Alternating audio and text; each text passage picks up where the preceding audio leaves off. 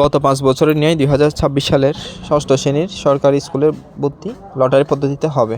এ নিয়ে গতকাল রাজধানী বিস্তার পেজে একটা পোস্ট করেছিলাম, কোনটি ভালো, পরীক্ষা পদ্ধতি ভালো, ভর্তি পরীক্ষা ভালো নাকি লটারি ভালো। প্রায় অনেকে মতামত করেছে ভর্তি পরীক্ষা ভালো, আবার অনেকে বলেছেন লটারি ভালো।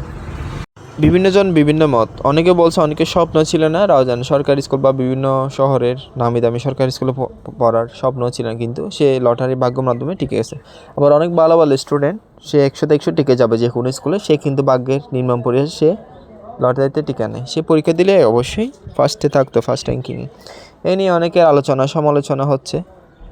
তারপরও যাদের স্বপ্ন সরকারি স্কুলে পড়ার, এটা কোনো ফ্যাক্ট না, কিন্তু কলেজে গিয়ে তো এরকম লটারি না, ঠিক আছে?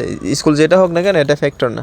কলেজে গিয়ে যে সে ভালো রেজাল্ট করতে পারে, বা একটা নর্মাল গ্রামীণ স্কুলে গিয়ে সে ভালো রেজাল্ট করতে পারে, প্লাস পায়, কলেজে গিয়ে যে প্লাস পায়, সে বাংলাদেশের বিশ্বের যে কোনো স্থানে ভালো ফলাফল করতে পারবে, ভবিষ্যৎ সুন্দর হবে। সরকারি স্কুলে চান্স পেয়েও যদি পড়ালেখা না করে, তার ভবিষ্যৎ অন্ধকার, যেরকম ছিল সেরকম থাকবে।